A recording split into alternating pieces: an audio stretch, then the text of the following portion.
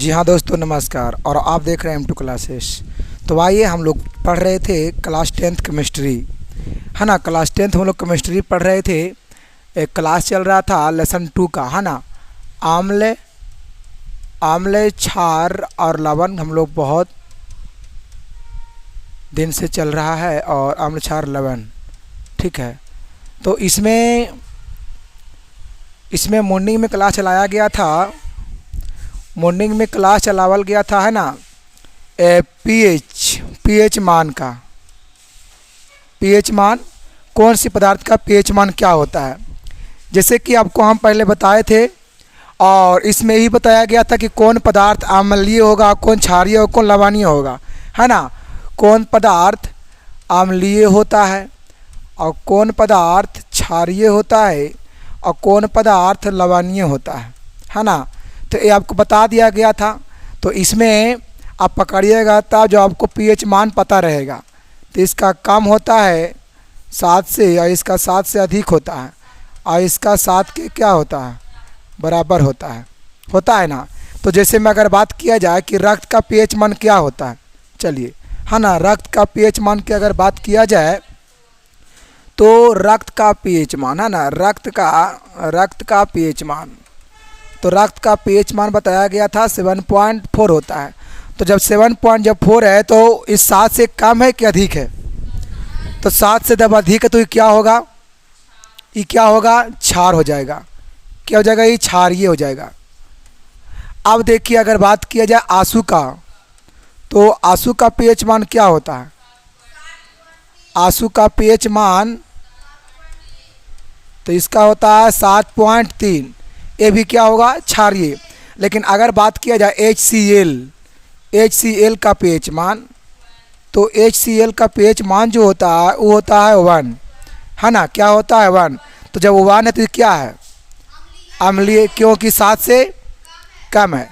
से NaCl का pH मान क्या बताए थे, तो NaCl का पीएच मान बताए थे 7 है। जब ये 7 है तो क्या है, लवणीय, 7 है ना, लवणीय है। अब अगर बात किया जाए शुद्ध जल का पीएच मान, है ना, शुद्ध जल का पीएच मान क्या होता है, तो हम लोग आराम से पढ़ेंगे। शुद्ध जल का पीएच मान हम लोग बताए थे 7, तो ये भी क्या होगा, लवणीय होगा कि नहीं होगा। तो इस तरीके से अगर बात की जाए क्षारीय का, तो क्षारीय में क्या रहा, रक्त, आंसू।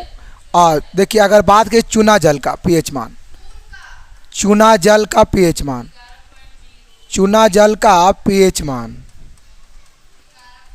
तो इसका होता है पीएच मान 11 पॉइंट,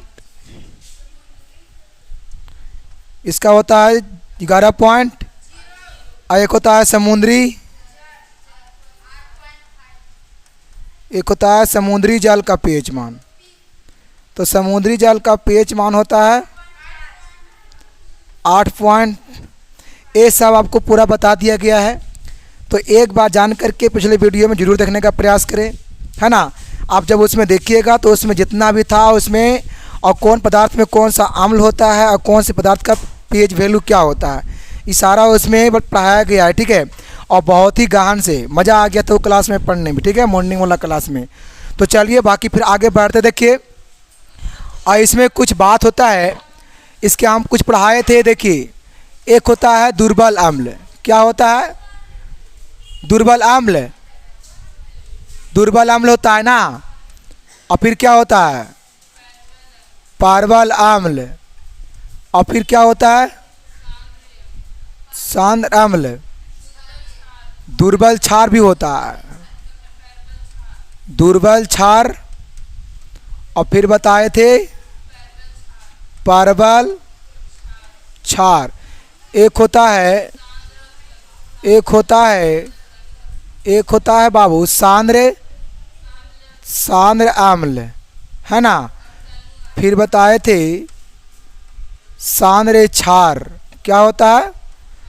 फिर होता है तनु अम्ल, क्या होता है, तनु अम्ल। फिर बताए थे क्या, तनु क्षार, क्या होता है, तनु क्षार। ये देखिए, ये सब प्रश्न है, ये सब पढ़ा दिया गया है। तो इसे एक बार आप सभी को घर पे आराम से बैठ करके बनाने का कोशिश करें, ठीक है। कोशिश कीजिएगा तो ये सब पता है कि पूरा हो जाएगा, लेकिन अगर कोशिश ही नहीं कीजिएगा तो फिर बहुत बड़ा दिक्कत है। इसीलिए क्या करना है, इतना प्रश्न को कोशिश करना है। देखिए कितना प्रश्न है, 1 2 3 4 5 6 7 और फिर क्या है 8। ये सब जितना भी प्रश्न को देख रहे हैं, ये सब प्रश्न VVI है, पूछा है बिहार बोर्ड में, है ना, पूछा है बिहार बोर्ड में। और ये सब का क्लास चलाया गया है। ऐसा नहीं है कि क्लास, इसका क्लास ज़बरदस्त क्लास चलाया गया है, एकदम ज़बरदस्त क्लास चलाया गया है, ठीक है। और आज हम लोग जो पढ़ने वाले हैं वो हम लोग पढ़ेंगे कि दैनिक जीवन में pH का महत्व क्या है ना। दैनिक जीवन में pH का महत्व क्या है, तो आइए हम लोग चलते हैं कि उसका pH का महत्व क्या है ना। तो इसका सभी का एग्जाम्पल ही बताया गया था, इसमें उदाहरण भी लिखने का प्रयास कीजिएगा। इस प्रश्न को अवश्य बनाने का प्रयास करेंगे घर बैठे, ठीक है। इसमें इसमें इसमें इसमें नहीं देना है, एग्जाम्पल में इतना को सिर्फ देना है, ठीक है। इसमें तो मैनी वाला हो जाता है। चलिए ठीक है, बाकी फिर आगे बढ़ा जाए। जो हम लोगों को पढ़ना है वो वाला, बाकी इसको आप लोग घर बैठे इसे आराम से बना सकते हैं, ठीक है। चलिए आगे निकल रहा जाए। देखिए हम लोगों को पढ़ना है दैनिक जीवन में pH का महत्व। क्या पढ़ना है, दैनिक जीवन में pH का, क्या हो रहा है, दैनिक जीवन में pH का महत्व क्या है, आइए हम लोग जानने का प्रयास करते हैं। देखिए तो पहला महत्व के नाम क्या है, पाचन तंत्र में pH का महत्व है। जल्दी चलो फटाफट, क्या है पहला में, पाचन तंत्र का pH का। आइए कि पाचन तंत्र है ना, डाइजेस्टिव सिस्टम में pH का आखिर वैल्यू क्या है वो हम लोग जानने का प्रयास करेंगे। तो सब बहुत बड़ा इसका वैल्यू है। अगर इसका अगर महत्व अगर नहीं होता, इसका वैल्यू अगर नहीं होगा तो फिर जो हम लोग खाना जो खाते पचेगा नहीं। आइए पहले इसमें जान लेते हैं, ठीक है। देखिए पहला में है पाचन तंत्र में pH का महत्व। कहता है कि हमारे पेट में हाइड्रोक्लोरिक अम्ल बनाते रहता है। देखिए पेट में क्या होता है, देखिए पेट में क्या होता है, हाइड्रोक्लोरिक अम्ल बनते रहता है। क्या बनता है, हाइड्रोक्लोरिक अम्ल, हाइड्रोक्लोरिक अम्ल, हाइड्रोक्लोरिक अम्ल बनते रहता है ना। ये देखिए पेट में बात कर रहा है, तो इसमें कौन सा अम्ल होता है, HCl। कौन सा अम्ल, HCl होता है। और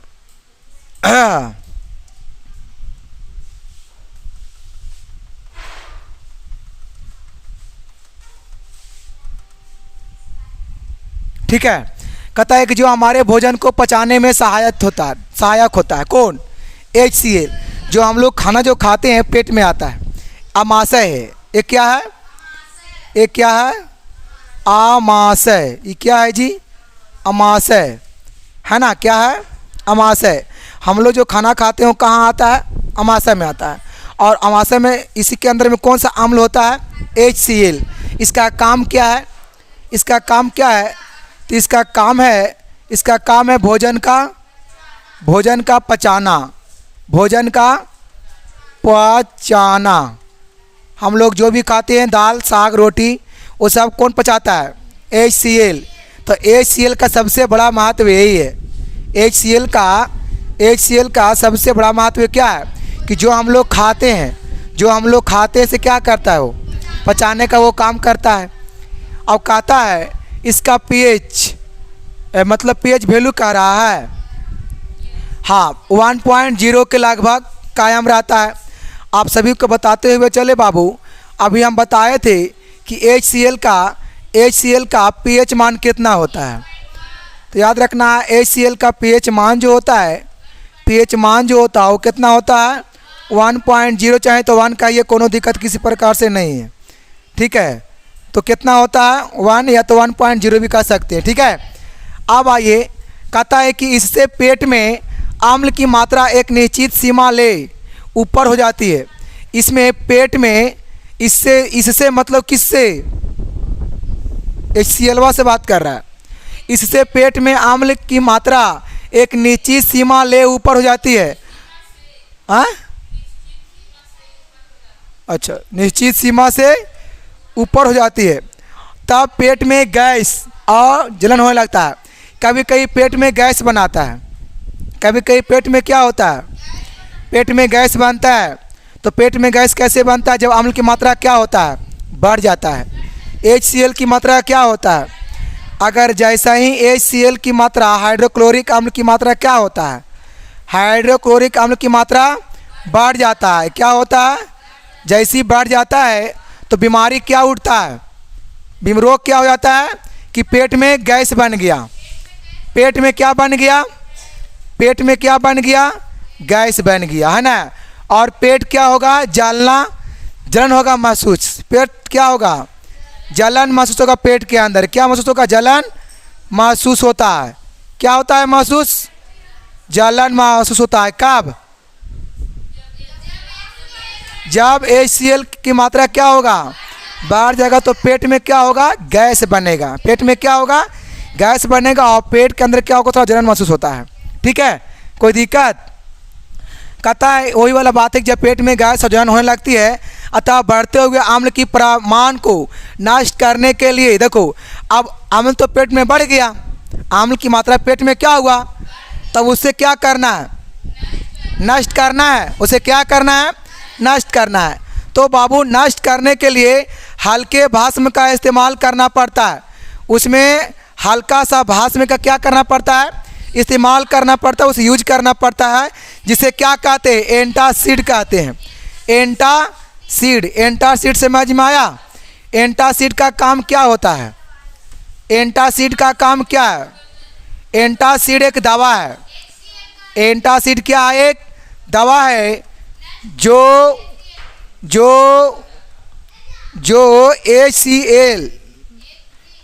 HCl अम्ल है ना, इस अम्ल को क्या करता है, वो नष्ट करता है। क्या करता है जी, नष्ट करता है। कौन नष्ट, कौन करता है, एंटासिड दवा। कौन, एंटासिड दवा। यहाँ तक कोई दिक्कत किसी प्रकार से नहीं होना चाहिए।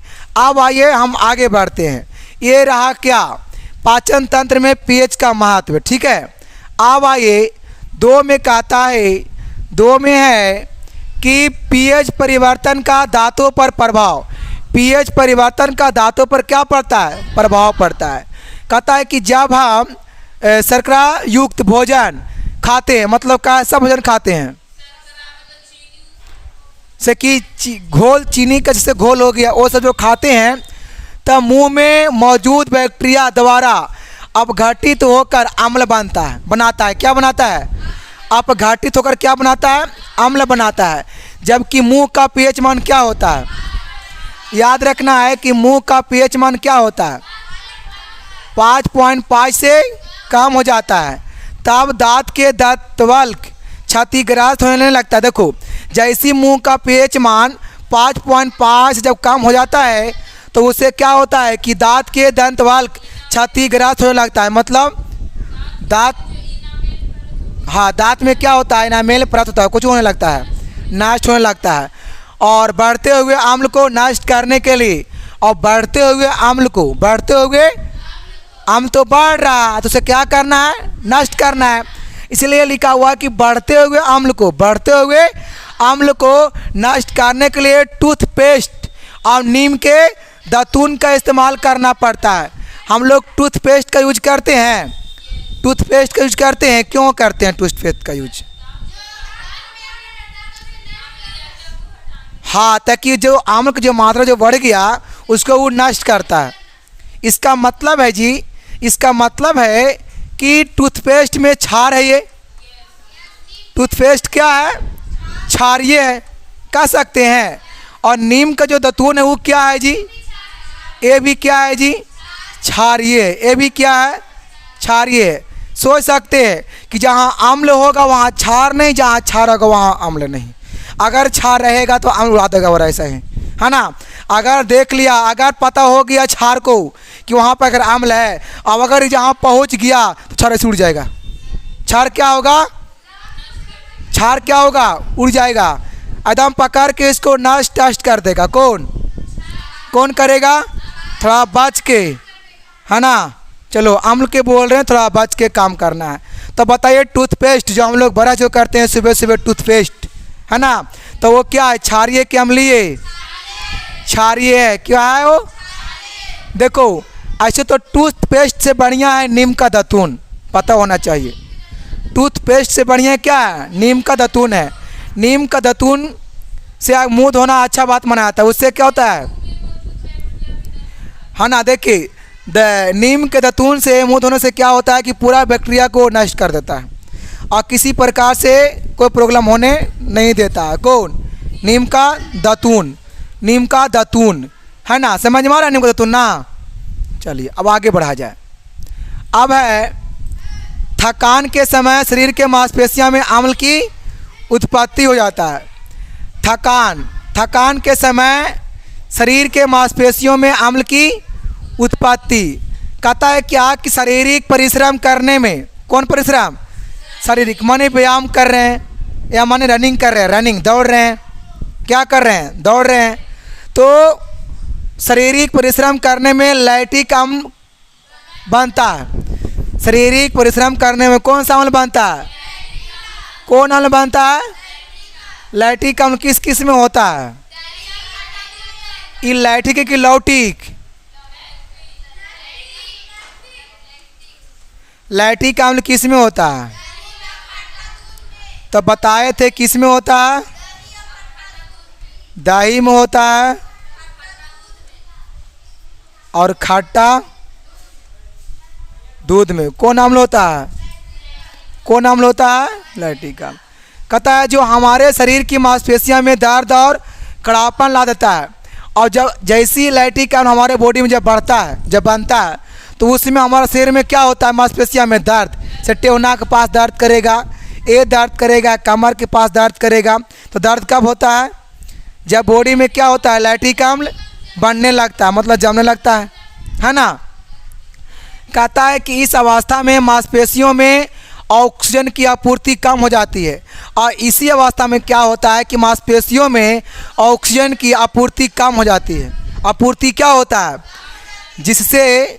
जिससे ऊर्जा क्या होता है? जिससे ऊर्जा क्या होता है? ऊर्जा का उत्सर्जन कठिन होने लगता है, और उससे क्या होता है कि ऊर्जा का उत्सर्जन कठिन होने लगता है। और मांसपेशियों में अम्ल के प्रभाव को कम करने के लिए, अगर मांसपेशियों में अम्ल की मात्रा बढ़ गया है तो उस प्रभाव को क्या करना है?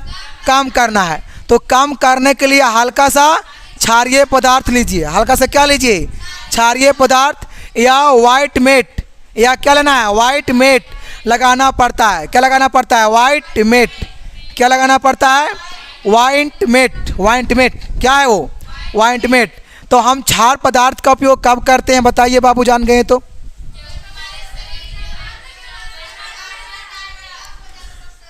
तो याद रखना है कि क्षारीय पदार्थ का उपयोग,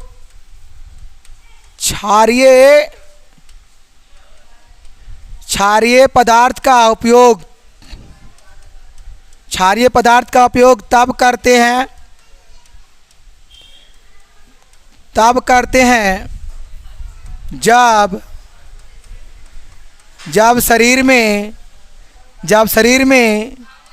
जब शरीर में अम्ल की मात्रा क्या होता है बाबू? बढ़ जाता है। क्या होता है जी? बढ़ जाता है। तब किसका यूज करते हैं? क्षारीय पदार्थ का। ठीक है, समझ में आ रहा है? कोई दिक्कत? इसीलिए याद रखना है कि अगर जब भी बॉडी में अगर अम्ल की मात्रा अगर बढ़ जाए तो हल्का सा क्या यूज करना है? क्षारीय पदार्थ का। कौन सी कुछ करना है? देखिए कभी कभी क्या होता है, आपको बता दिया जाए घरेलू उपाय। हम बता रहे हैं घरेलू उपाय, घरेलू उपाय, डॉक्टर जाने की कोई ज़रूरत नहीं है। अगर मानिए कि पेट में अम्ल की मात्रा बढ़ गया, पेट में अम्ल की मात्रा क्या हुआ जी? बढ़ गया। तो क्या करेंगे? यह देखिए घरेलू उपयोग क्या होगा। तो क्या हम लोग करते हैं, नींबू का हम लोग यूज करते हैं। यूज क्या करते हैं, नींबू के रस, नींबू के ये क्या करता है, ये क्या करता है, नहीं करता है। और फिर हम लोग क्या करते हैं, अचार खाते हैं हम लोग, अपना घर में होता है अचार। और वो कौन अचार रहेगा, नींबू का अचार। कौन का अचार रहेगा जी, नींबू का। तो ये सब भी क्या करता है, भोजन को पचाने में सहायता करता है। और फिर है उसके बाद जमाइन को होता है, जमाइन का खेती होता है, जमाइन का खेती होता है। जमाइन को थोड़ा सा पानी में क्या कर लीजिए, जमाइन को पानी में क्या कर लीजिए जी, गरम कर लीजिए। कहाँ गरम करना है, पानी में। कहाँ गरम करना है, जैसे जो उसको पानी में जो उबालते हैं, किसको, जमाइन को। कहाँ उबालते हैं, पानी में उसको थोड़ा सा गरम करते हैं। और उसके बाद जब उसको पीजिएगा तो पीने के मन नहीं करेगा। तो याद रखिए, जीवन में अगर जो बात, अगर जो पदार्थ, जीवन में जो बात या जो पदार्थ अगर नहीं सुहाता है और काम वही वाला देता है। जहर तो लगता है बट कुछ समय के लिए जहर लगता है, चाहे तो वो बात हो चाहे तो वो पदार्थ हो। बात समझ में आ रहा है, लेकिन ठीक करने के लिए वो आता है। बात समझ में आ रहा है। इसीलिए कोनो बात चाहे तो कोनो पदार्थ हो, थोड़ा सा तो जहर लगता है लेकिन कुछ समय के लिए जहर लगता है, बाकी वो बढ़िया करके ही जाता है। बात समझ में आ रहा है। तो चलिए अब आगे बढ़ा जाए फटाफट। हेलो दोस्तों, ध्यान देंगे आप सभी को, ठीक है। क्या कह रहा है 4 में, क्या हुआ जी, आम्ल के प्रयोग से बर्तनों के धब्बों को दूर करना। हेलो, आम्ल के प्रयोग से बर्तनों के धब्बों को क्या कर देना है, क्या करना है, दूर करना है कि नज़दीक, दूर करना है। अरे बाप रे बाप, ठंडा लगता है कस की। क्या कहता है, कॉपर के बर्तनों पर, कॉपर के बर्तन देखे हैं, कॉपर के मतलब होता है तांबा। क्या होता है, तांबा के थाली। कौन कौन देखा है, तांबा के थाली देखा है जी। अरे थाली या तो बर्तन जी, बर्तन, लोटा कोई लगा बोल रहा है। क्या देखे हैं, लोटा, जग देखे हैं जी। क्या उसके बोलते हैं, जग की मग होता है। अच्छा, जग और मग में क्या अंतर है जी,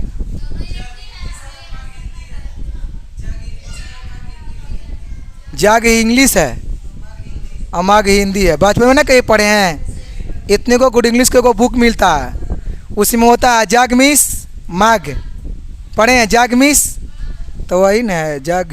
जग इंग्लिश में हो गया, मग हाँ जे यू जी होता है जी। अजी क्या होता है जी, जे यू जी होता है जी, जग के मीनिंग है ना जी।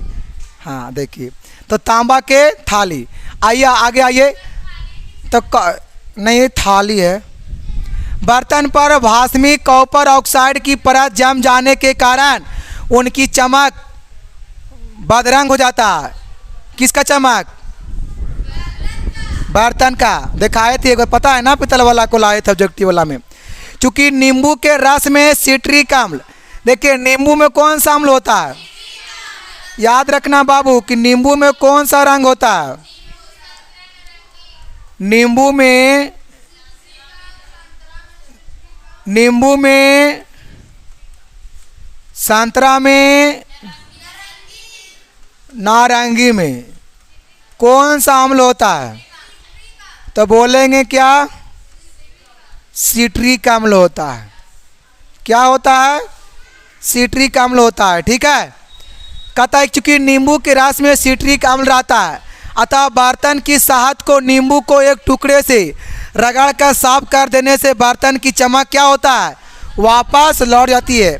साफ किससे करना है, साफ किससे करना है, नींबू के रस जब उसको साफ करेंगे तो क्या होगा, बर्तन की चमक वापस लौट जाती है।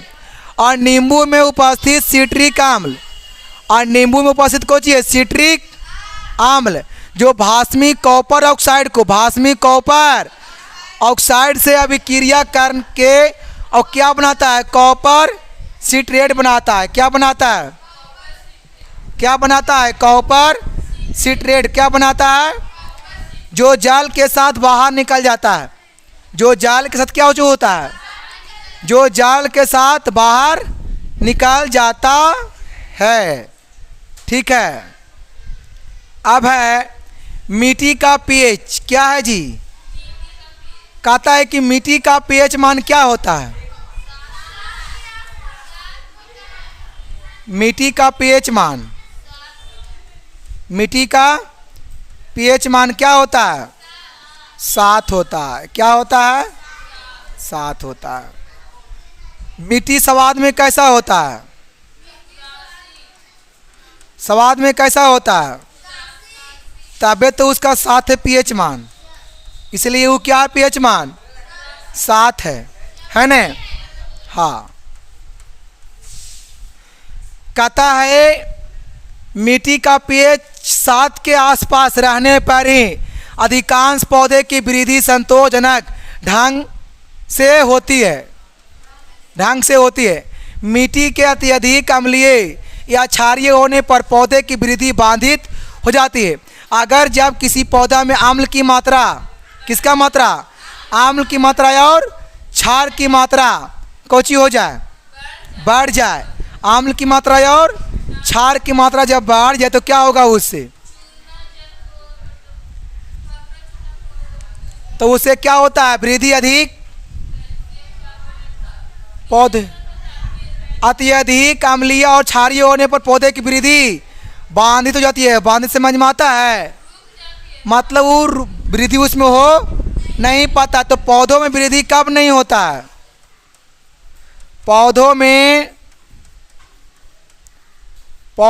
वृद्धि, पौधों में वृद्धि कब नहीं होता है, तो हम कह सकते हैं जब वृद्धि कब नहीं होता है, कब नहीं होता है, कब नहीं होता है, पौधे में वृद्धि कब नहीं होती है, तो क्या बोलेंगे, हार्मोन की, हार्मोन की कमी के कारण वृद्धि उसमें नहीं हो पाता है। ठीक है। कहता है क्या, मिट्टी के अत्यधिक अम्लीय रहने पर, मिट्टी के अत्यधिक अम्लीय रहने पर उसमें काली चूना और भाखड़ा चूना या तो कैल्शियम कार्बोनेट डालकर उसका पीएच नियंत्रित किया जाता है। किसका पीएच, मिट्टी का पीएच। किसका पीएच, मिट्टी का पीएच को कहाँ किया जाता है, नियंत्रित किया जाता है। क्या किया जाता है जी, नियंत्रित किया। अच्छा, कैल्शियम कार्बोनेट का सूत्र क्या होता है, क्या होता है, कैल्शियम, कैल्शियम कार्बन सूत्र क्या होता है,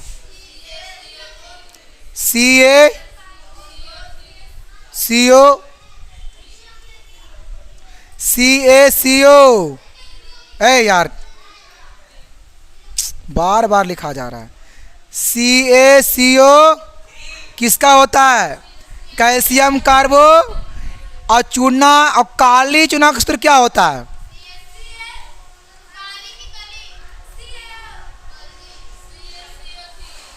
काली चूना का सूत्र क्या होता है,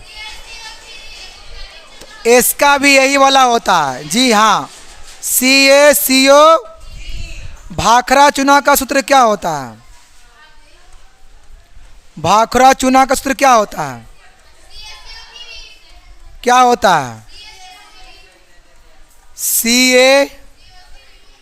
CaCO। संगमरमर का सूत्र क्या होता है, संगमरमर का सूत्र क्या होता है, इसका सूत्र क्या होता है, CaCO। एक होता है चूना पत्थर, क्या होता है, चूना पत्थर का सूत्र क्या होता है, इसका सूत्र क्या होता है, तो क्या बोलना है, CaCO कितना हुआ इसमें, कितना हुआ इसमें? याद रखना कि खाड़िया का क्या होता है सूत्र, खाड़िया मतलब चौक की बात कर रहा, तो इसका सूत्र क्या होता है? सूत्र होता है CaCO3। देख रहे हैं, समझ में आ रहा है बातें क्या हम किए हैं? से ये बातें की क्या किए हैं? सूत्र एक ही हैं, बाकी सब पदार्थ क्या है? पदार्थ क्या है? पदार्थ अलग है, लेकिन सबका सूत्र क्या है? देखिए, इसलिए याद रखना है कितना है, 1 2 3 4 5 6। अब क्या खोजते हैं जी? 6 7 हो गया, तो 6 है, तो इस 6 का याद रखना है। तो खाड़िया का सूत्र क्या होता है? CaCO3। और चौक का सूत्र क्या होता है? CaCO3। संगमरमर का क्या होता है? CaCO3। भाखड़ा क्या होता है? CaCO3। और काली चूना का क्या होता है? CaCO3। और चूना पत्थर क्या होता है? CaCO3। क्या गो हुआ? 6 गो हो गया। हेलो जय हिंद, जय हिंद। हेलो, है ना? अगर देखिए थोड़ा सा एक और है, एक और है, वो होता है अजी, यहाँ काली चूना कौन होता है? CaCO। एक होता है काली चूना, ये पूछा है प्रश्न 2024 में, 24 में आया था ये वाला प्रश्न। काली चूना का क्या होता है? तो CA काली चूना के होता है CaCO3। और काली का होता है CaO, है ना? बहुत इसमें लोग कन्फ्यूज रहता है, एक काली चूना में, एक चूना पत्थर में, और एक काली चूना में। तो काली चूना का होता है CaCO3, और चूना पत्थर का भी होता है CaCO3, और काली चूना का होता है CaO। कोई दिक्कत? इसे आराम से आप सभी को लिख सकते हैं। चलिए आगे बढ़ा जाए।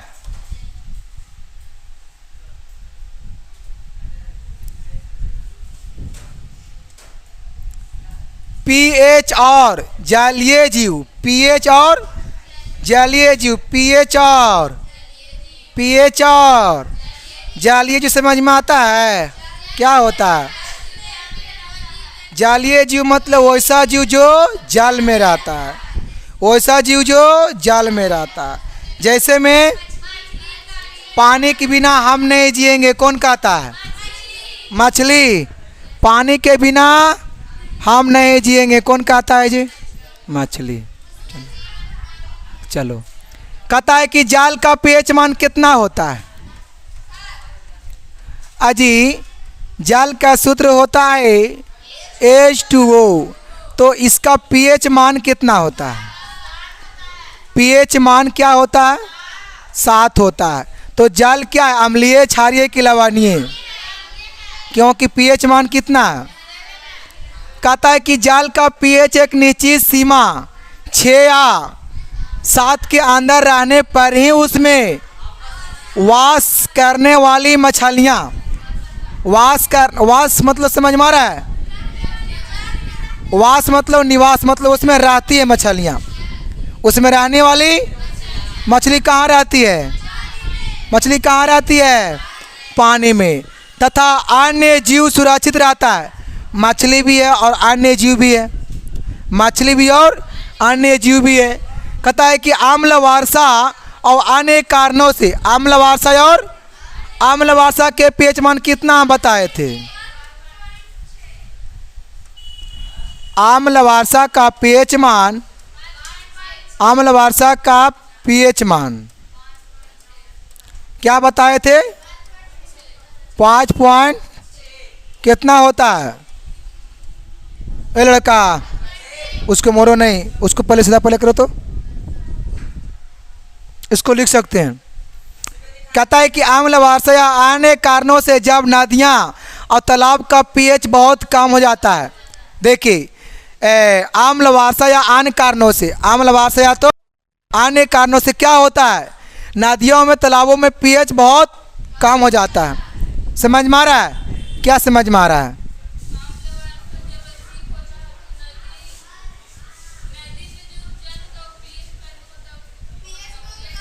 देखिए देखिए, जब जब अगर आम्ल वर्षा अधिक है, अगर आम्ल वर्षा क्या है, अधिक है, तो नदी तालाब में पीएच का मान क्या होगा? कम। आम्ल वर्षा अगर अधिक है, आम्ल वर्षा अगर अधिक है तो नदियाँ तो नदियों या नदियों या तालाबों में क्या होता है? पीएच मालूम। नदियों या तालाबों में, हाँ तालाबों में पीएच मान क्या होता है? पीएच मान कम जाता है। क्या होता है? पीएच मान कम जाता है और आम्ल की मात्रा बढ़ जाता है। हेलो जी। और आम्ल की मात्रा क्या होता है? आम्ल की मात्रा बढ़ जाता है। क्या होता है जी? बढ़ जाता है। कब?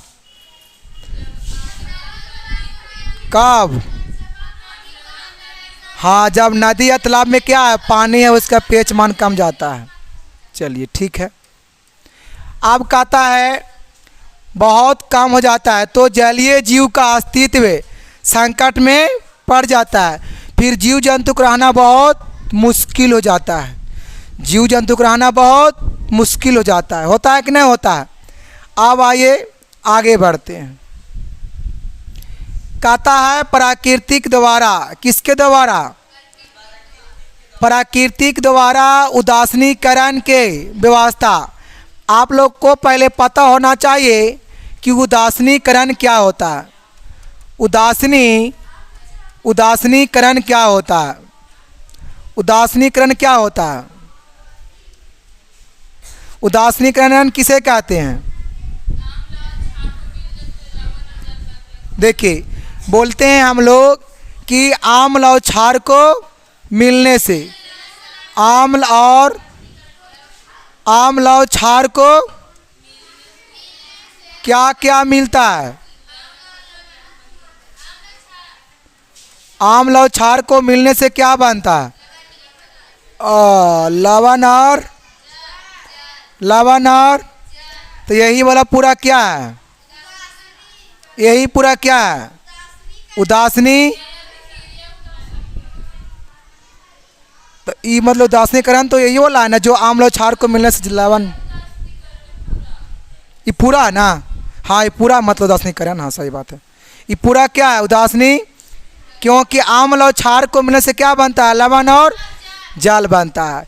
अब कहता है इसमें कि नेटा लेक झाड़ी में उगने वाला पौधा होता है।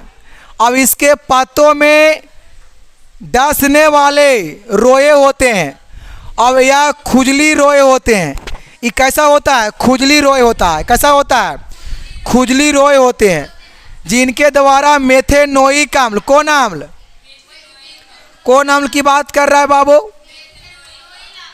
मेथेनोइक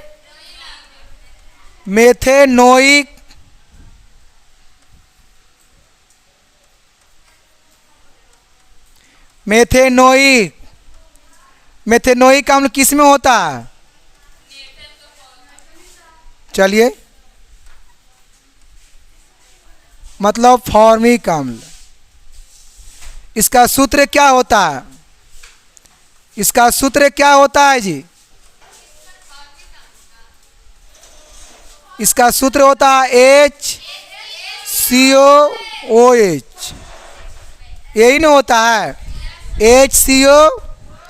याद रखना यहाँ से एक बात कि फॉर्मिक अम्ल किस में होता है? चींटी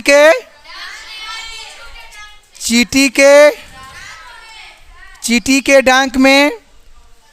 और फिर क्या होता है? बिच्छू के बिच्छू के डंक में कौन सा अम्ल होता है? और यहाँ पे भी एक बात है, कहाँ गया पेड़वा, कहने गया जी? हाँ देखिए, नेटल का एक पौधा होता है, क्या होता है? इसको लिख लीजिएगा, इसको लिख लीजिए। नेटल के पौधे में कौन अम्ल? नेटल के पौधों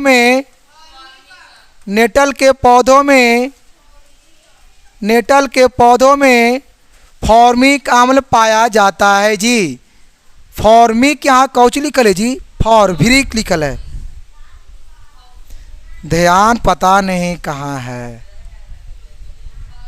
क्या है? कौन अम्ल? तो नेटल के पौधों में कौन अम्ल होता है? फॉर्मिक अम्ल पाया जाता है। कौन अम्ल पाया जाता है? फॉर्मिक अम्ल पाया जाता है, याद रखना है। हेलो, फॉर्मिक अम्ल का एक और नाम क्या है? मेथेनोइक अम्ल। क्या नाम है? मेथेनोइक अम्ल। क्या नाम है? मेथेनोइक अम्ल का सूत्र होता है HCOOH। और फिर बात आता है कि नेटल के पौधों में कौन सा अम्ल पाया जाता है? तो क्या बोलेंगे? फॉर्मिक अम्ल। क्या बोलेंगे? फॉर्मिक अम्ल। क्या होता है? फॉर्मिक अम्ल। कहता है कि इस खुजली के उपचार हेतु डॉग पौधे के पत्ते को खुजली वाले स्थान पर रगड़ने से खुजली दूर हो जाती है। देखिए, बहुत सारे लोग क्या करते हैं? खुजलाते रहते हैं, है ना? तो उसके लिए क्या उपचार है? कौन पौधा का लगाना चाहिए? पीस करके डॉग के एक पौधा होता है। क्या होता है? डॉग के एक पौधा, जैसे कि नीम का एक देखे हैं पेड़, तो नीम के पेड़ का भी यूज किया जाता है। जहाँ खुजली हो गया या जहाँ घाव वगैरह हो गया, जख्म वगैरह हो गया, तो वहाँ पे थाप लिया जाता है पीस करके। पीस को कुछ किया जाता है, थाप लिया जाता है। उससे क्या होता है? वो जलाने का, वो जला देता है घाव को, ये नहीं करता है। लेकिन एक और पौधा है, क्या नाम है उसको? डॉग पौधा। याद रखना है कि डॉग पौधे का हम लोग, डॉग पौधे के पत्ते का हम लोग उपयोग कहाँ करते हैं? तो खुजली को दूर करने में। खुजली किस में होता है? इंसान में होता है ना? चलो, कहता देखो लिखा है कि खुजली वाले स्थान पर, माने कि यहाँ हो गया खुजली, यहाँ क्या हो गया? यहाँ क्या हो गया? कुछ ही कर रहे हैं, खुजला रहे हैं। कुछ ही कर रहे हैं, खुजला रहे हैं। माने यहाँ खुजली हो गया, तो क्या करेंगे हम लोग? तो डॉग पौधा के पत्ते को क्या करेंगे? रगड़ेंगे। एगो पता है, एगो ऐसा पौधा होता है ने, जिसको लगाने तो वो खुजली हो जाएगा, उसको नाम है तूतिया।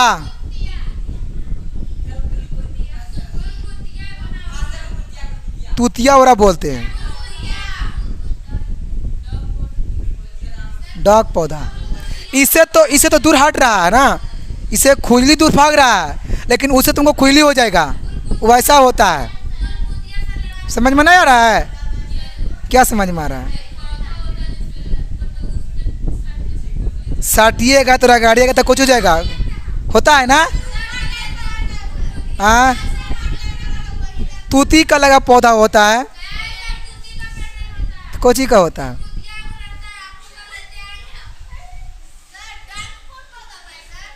डॉग का एक पौधा होता है, जंगल झाड़ में होता होगा।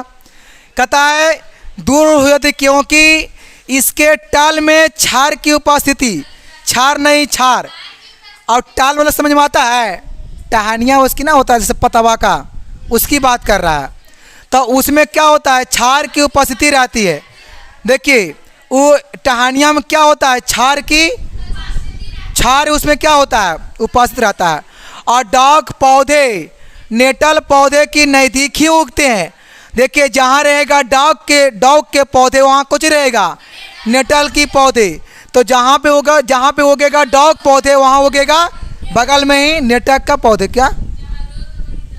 हाँ, जहाँ रोगी है वहीं पे दवा भी है। जहाँ रोगी है वहीं पे क्या है? देखिए, जहाँ रोगी वहाँ पे क्या है? दवा है। हाँ, किसे खुजली होता है? देखिए, नेटल के पौधा से क्या होता है? ये अगर लगाइएगा तो आपको क्या हो जाएगा?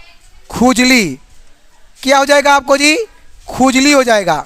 खुजली हो जाएगा, खुजली हो जाएगा। लेकिन इससे क्या होता है कि खुजली दूर हो जाएगा। खुजली क्या होगा?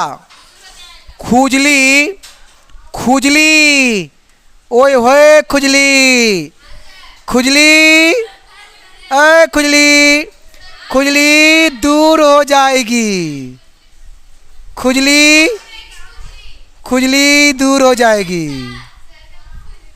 खुजली दूर हो जाएगी। यही ना, क्या हो जाएगी? खुजली दूर हो जाएगी। किसको लगाने पर? डॉग। मतलब कि दुनिया में मरने वाला भी दवा है और बचने वाला भी दवा है। मरने के बाद कोई समस्या के हल नहीं है। हाँ, 12 दिन चलता है, उसका होने हल है। 12 दिन होने वाला हाल है। बाकी जीने का हाल ऐसे तो देखिए, अभी पता है अमेरिका में क्या हो रहा है। अमेरिका में अभी, हेलो, अमेरिका में मरा हुआ आदमी को जिंदा किया जाने का प्रयास किया जा रहा है। हेलो, अमेरिका में क्या हो रहा है कि मरा हुआ इंसान को जिंदा करने का प्रयास किया जा रहा है। कहाँ कहाँ? अमेरिका में। सोच लीजिए, हमारा देश में जनसंख्या इतना है, अब अगर सही अगर हो जाए तो हमारा देश की जनसंख्या कभी कमेगा ही नहीं, कभी कमेगा। सीधे कहेगा भारत जनसंख्या में हम झुकेंगे नहीं, जनसंख्या में हम झुकेंगे नहीं। हम है पुष्पा राज, है ना? पता है ना, अभी पूरा विश्व भर में जनसंख्या कौन देश का है? लेकिन एजुकेशन में कहे तो भारत बिल्कुल भी पीछे है। 10 नंबर पर नहीं एजुकेशन में। सोचो पूरा विश्व में। और जनसंख्या में क्या है? ताबड़तोड़ है जनसंख्या में। कितना बढ़िया चाइना आगे था, लेकिन चाइना से कोई कोई कोई कोई विकसित में हो रहा है नहीं आगे, तो जनसंख्या में हमारा देश आगे हो गया है ना? जनसंख्या बढ़ने का पता है कारण क्या रहा? लॉकडाउन। हाँ, गया कहाँ आया कि? तो जी हाँ, क्या बता रहे थे हम? अगर जिसको खुजली हो गया है, क्या हो गया है, तो कौन सी पौधे का पत्ता का यूज करेंगे? कौची का? अच्छा, अब अगर इसको खुजली अगर खास करवाना है, खुजली जिसको नहीं हुआ है उसको देना है खुजली, उसको देना है खुजली, तो क्या चीज़ का उपयोग करेंगे? नेटल। नेटल के पौधे में कौन सा अम्ल होता है? कौन सा अम्ल? कौन सा अम्ल? किस में? नेटल के फॉर्मिक अम्ल का सूत्र क्या बताए थे? HCOOH।